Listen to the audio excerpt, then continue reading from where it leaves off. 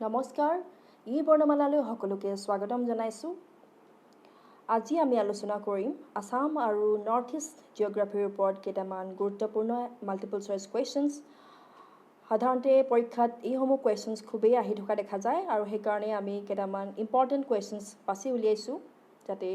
সেইবোৰ পৰীক্ষাত আপোনালোকে ভালদৰে আনচাৰ কৰিব পাৰে আশা কৰোঁ ভিডিঅ'টো আপোনালোকে শেষলৈকে চাব question number 1 What is the length of the Brahmaputra River in India? ইয়াত সুধিছে ব্ৰহ্মপুত্ৰ নদীৰ ভাৰতবৰ্ষৰ দৈৰ্ঘ্য কিমান আমি সকলোৱে জানো ব্ৰহ্মপুত্ৰ নদী ভাৰতবৰ্ষত দুখন ৰাজ্যৰ মাজেৰে বৈ গৈছে এখন হৈছে অৰুণাচল আৰু আনখন হৈছে অসম এতিয়া আমাক সুধিছে অসম আৰু অৰুণাচলৰ মাজেৰে যেতিয়া বৈ গৈছে তেতিয়া ভাৰতবৰ্ষৰ ব্ৰহ্মপুত্ৰ নদীৰ টোটেল লেন্থটো কিমান হয় এতিয়া অপশ্যনসমূহ দিয়া আছে 916 B 915 C 917 আৰু D 919 আৰু ইয়াৰ শুদ্ধ অপশ্যনটো হ'ব option A 916 kilometre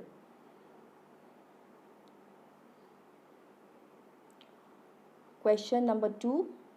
Dr. Bhupen Hazarika Setu is situated over which river? Dr. Bhupen Hazarika Setu এই দলংখন ক'ত অৱস্থিত বা কোনখন নদীৰ ওপৰত অৱস্থিত ডক্টৰ ভূপেন হাজৰিকা সেতু ইয়াক আমি ধলা শদিয়া ব্ৰিজ বুলিও জানো আৰু ধলা শদিয়া ব্ৰিজ এইখনে কানেক্ট কৰিছে ধলা আৰু শদিয়া নামেৰে দুখন ঠাই আৰু এই দলংখন আছে কাৰ ওপৰত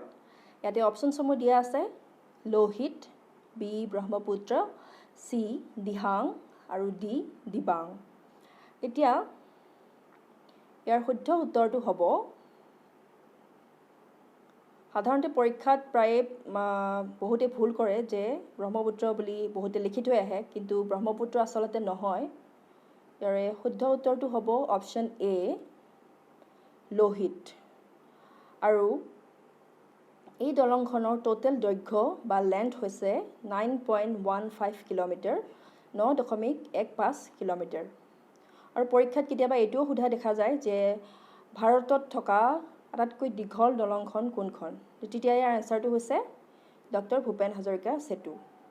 আৰু এই দলংখন আছে লোহিত নদীৰ ওপৰত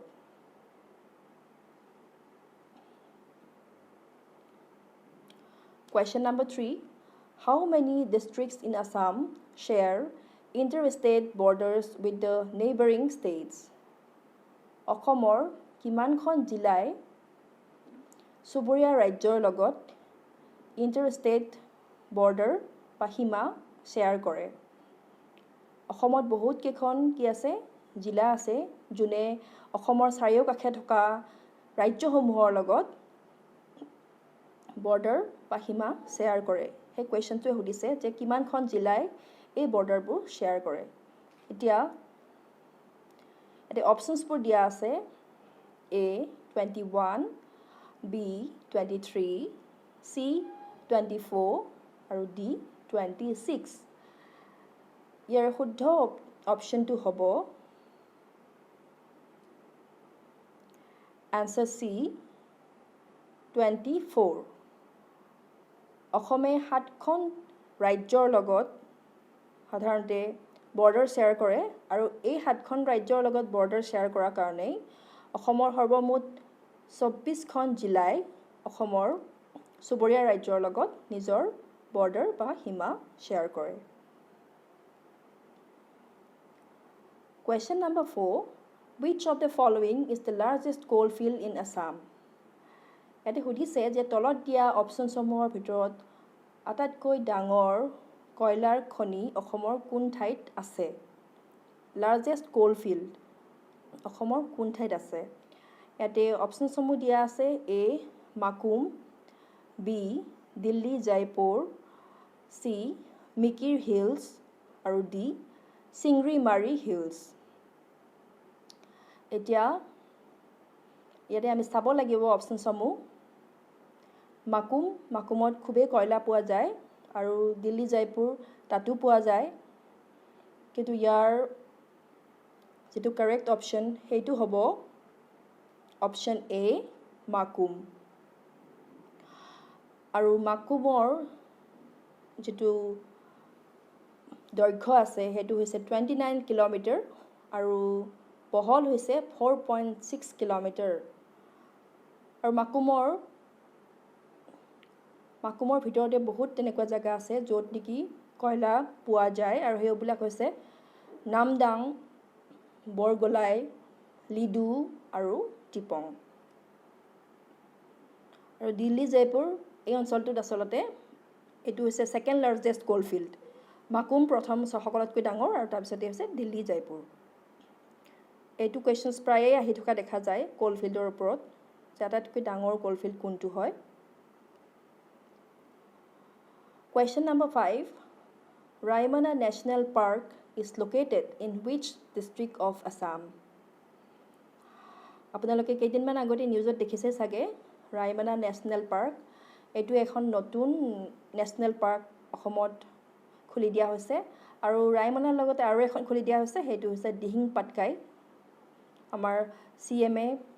এখন এনাউন্স কৰিছে এতিয়াতে সুধিছে যে ৰাইমনা নেশ্যনেল পাৰ্ক ক'ত অৱস্থিত কোনখন জিলাত আছে আৰু ইয়াতে অপচনসমূহ দিয়া আছে A Tinsukia B Chirang C Dhemaji আৰু D কোকৰাঝাৰ ইয়াতে তিনচুকীয়া চিৰাং ধেমাজি আৰু কোকৰাঝাৰ অপচন দিয়া আছে আৰু ইয়াৰ শুদ্ধ আনসাৰটো হ'ব অপচন D কোকৰাঝাৰ আৰু এই ৰাইমনা আৰু দিহিং পাটকাই নেশ্যনেল পাৰ্ক মিলি অসমত এতিয়া সৰ্বমুঠ 7খন নেশ্যনেল পাৰ্ক হৈছে আগতে 5খন আছিলে এতিয়া 2খন বাঢ়ি গ'ল আৰু এতিয়া 7খন হৈছে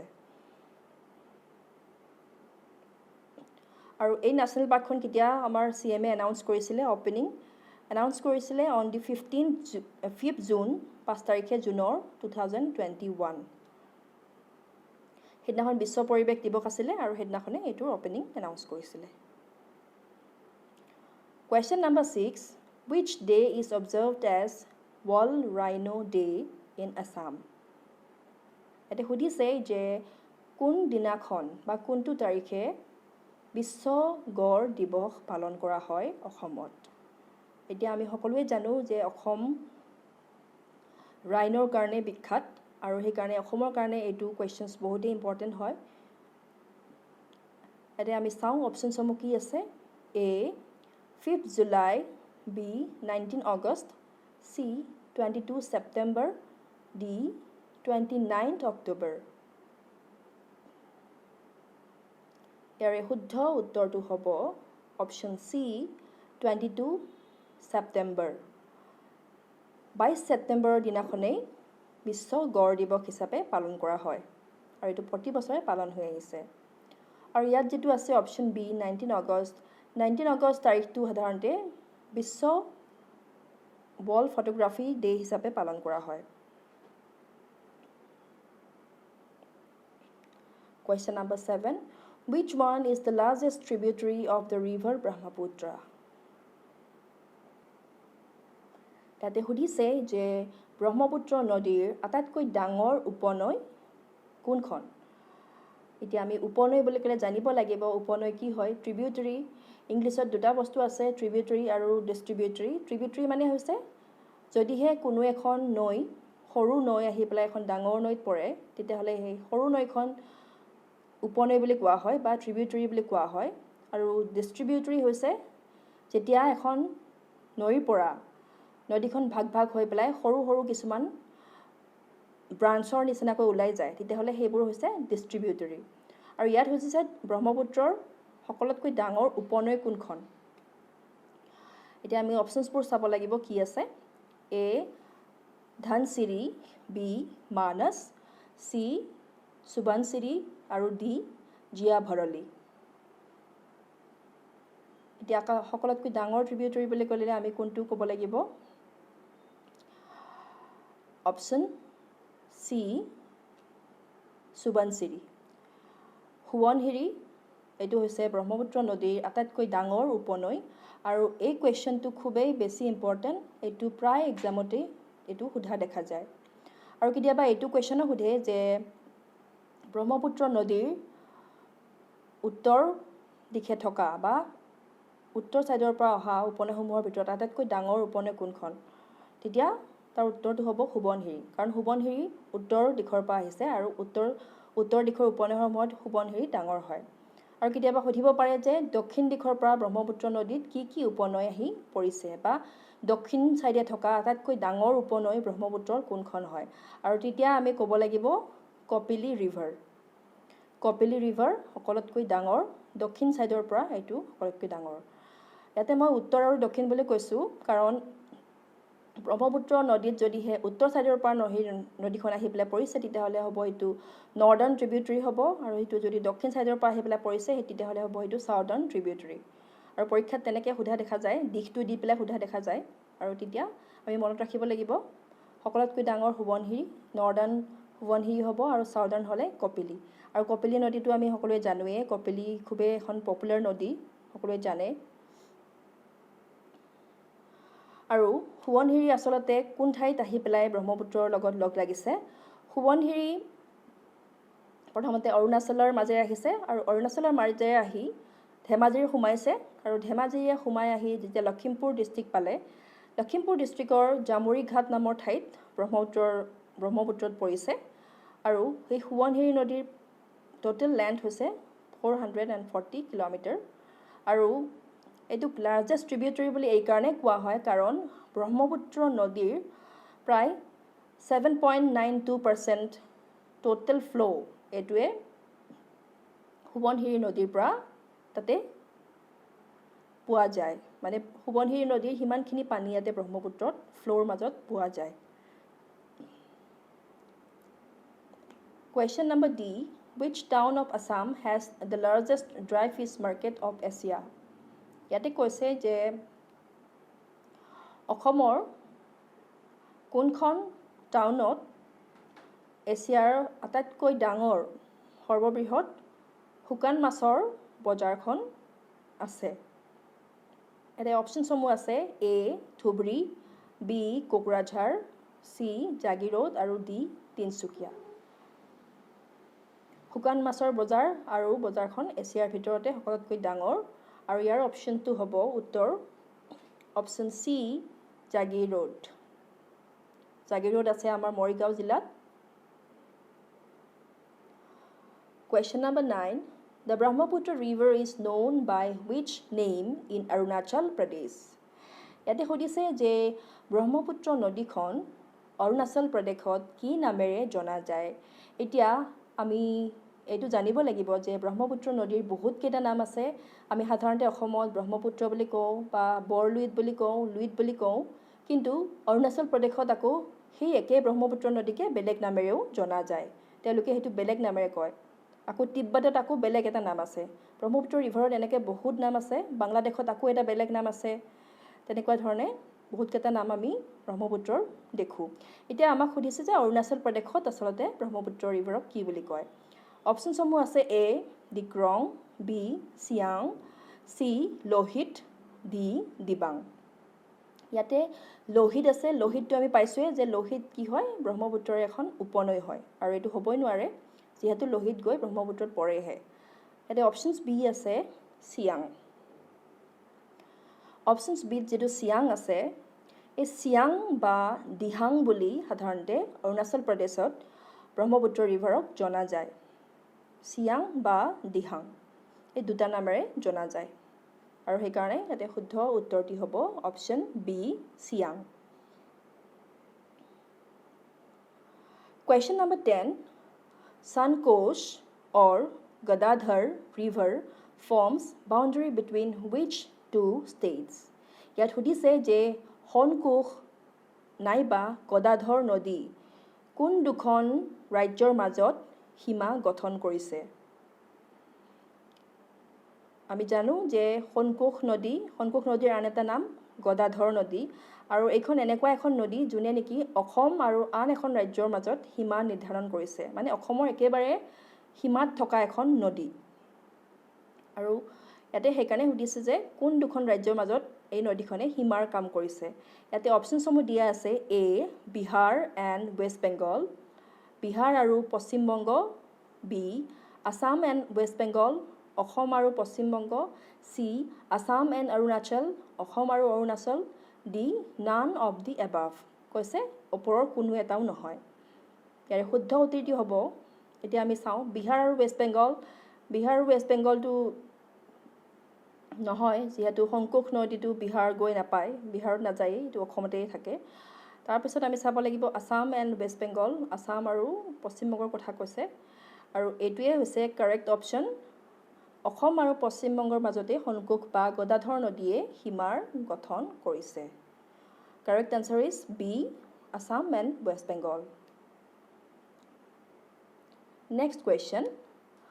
Laokhwa Wildlife Sanctuary is located in which district of Assam? ইয়াত সুধিছে যে লাওখোৱা অভয়াৰণ্য অসমৰ কোনখন জিলাত অৱস্থিত এতিয়া আমি জানো অসমত বহুত কেইখন অভয়াৰণ্য আছে আৰু এই লাওখোৱাখন ক'ত আছে আমি এতিয়া ক'ব লাগিব option A Sonitpur option B Nagaon option C Golaghat option D Udalguri এতিয়া আমি প্ৰথমতে চাওঁ অপশ্যন এ শোণিতপুৰ এতিয়া শোণিতপুৰত কি ৱাইল্ড লাইফ আছে বাৰু ৱাইল্ড লাইফ চেংচুৰী শোণিতপুৰত কি আছে শোণিতপুৰত আছে আপোনাৰ সোণাই ৰূপাই অভয়াৰণ্য আছে তাৰপিছতে বুঢ়া চাপৰি অভয়াৰণ্য সাধাৰণতে বহুত কেইখন অভয়াৰণ্য থকাৰ কাৰণে নামবিলাক মনত ৰাখিবৰ কাৰণে অসুবিধা হয় আৰু সেইকাৰণে কিছুমান টেকনিক আমি নিজেই বনাই ল'ব লাগিব আৰু যেনেকৈ শোণিতপুৰত আছে সোণাই ৰূপাই ইয়াতে এছ প্ৰথম আখৰটো মনত ৰাখিব লাগিব শোণিতপুৰত সোণাই ৰূপাই বুঢ়া চাপৰি শোণিতপুৰত চাপৰি তেনেকৈ ধৰণে আমি মিলাই ল'লে বস্তুবোৰ সুবিধা হয় তাৰপিছত নেক্সট কৈছে নগাঁৱত কি আছে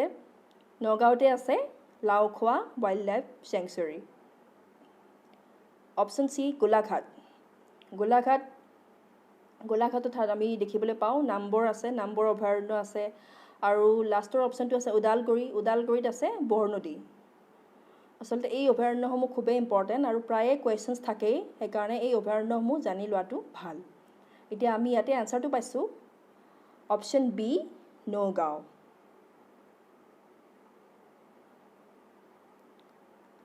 Question number 12 Brahmaputra after joining Tista river is known as ইয়াত সুধিছে যে ব্ৰহ্মপুত্ৰ নদী যেতিয়া তিষ্টা ৰিভাৰৰ লগত লগ হয় তেতিয়া ব্ৰহ্মপুত্ৰক কি নামেৰে জনা যায় আৰু ইয়াতে এনচাৰসমূহ আছে এ Yamuna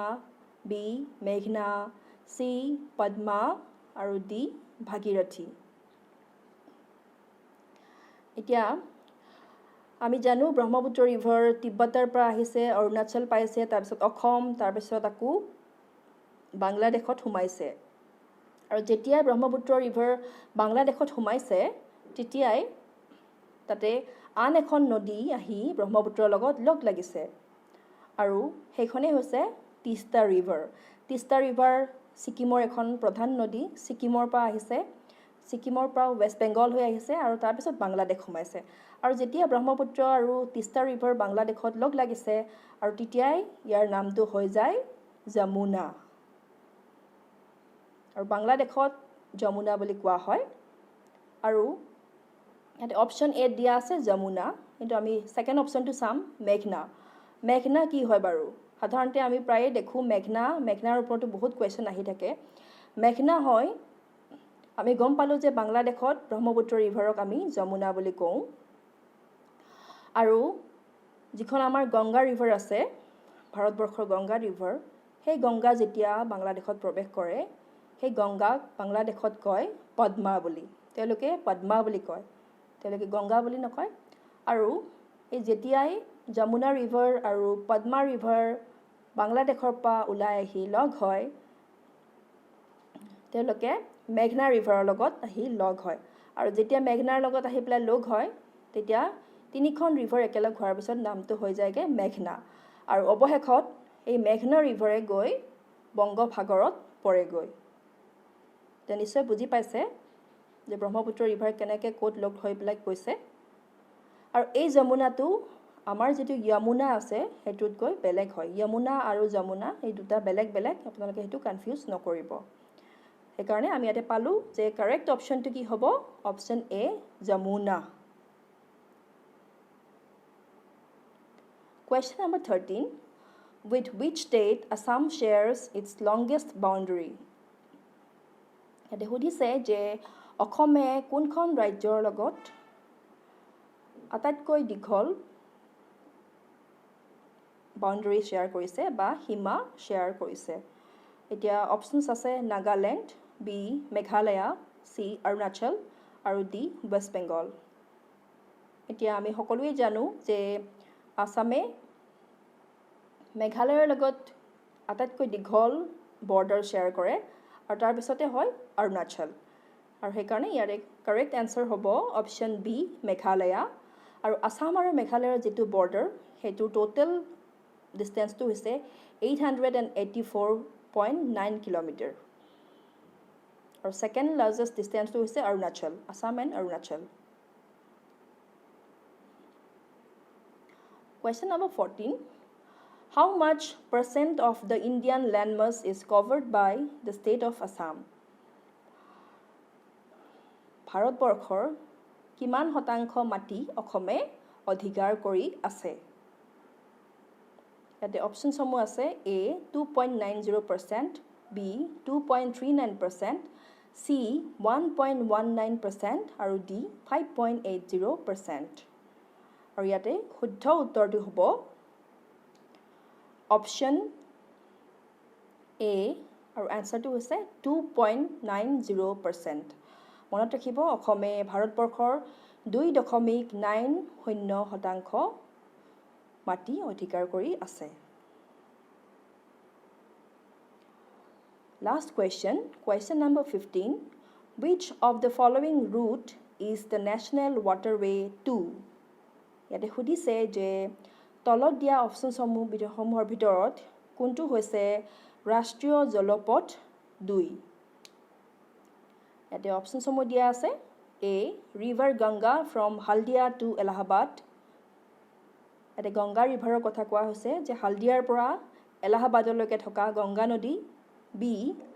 Barak from Lakshipur to Bhanga বৰাক নদী লক্ষীপুৰৰ পৰা ভংগালৈকে C Brahmaputra from Dhubri to হদিয়া এটা কৈছে যে ব্ৰহ্মপুত্ৰ নদী কৰ পৰা ধুবৰীৰ পৰা হদিয়ালৈকে option D none of these ইয়াৰে এটাও নহয়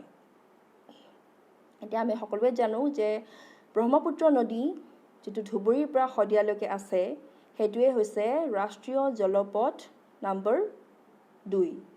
আৰু এটো এটা খুবে ইম্পৰ্টেন্ট ওয়াটাৰৱে হয় আৰু এটো প্ৰায় দেখা যায় পৰীক্ষা সময়ত এই কোৱেশ্চনটো আৰু আজিলৈ ইমানে আছিল আজি আমি 15টা জিওগ্ৰাফি কোৱেশ্চনছ আলোচনা কৰিলো আশা কৰিছো আপোনালোকে ভিডিওটি চাই উপকৃত হৈছে আৰু যদি এই ভিডিওটি ভাবিছে আপোনালোকে অকমানো উপকৃত হৈছে বুলি তেনেহলে লাইক এটা নিশ্চয় কৰিব আৰু লগতে ই বৰ্ণমালা চেনেলটো সাবস্ক্ৰাইব কৰিব আৰু লগতে ভিডিওটি আপোনালোকৰ বন্ধুসকলৰ লগত নিশ্চয় শেয়াৰ কৰিব তেনেহলে আজিলৈ আহিছো থ্যাংক ইউ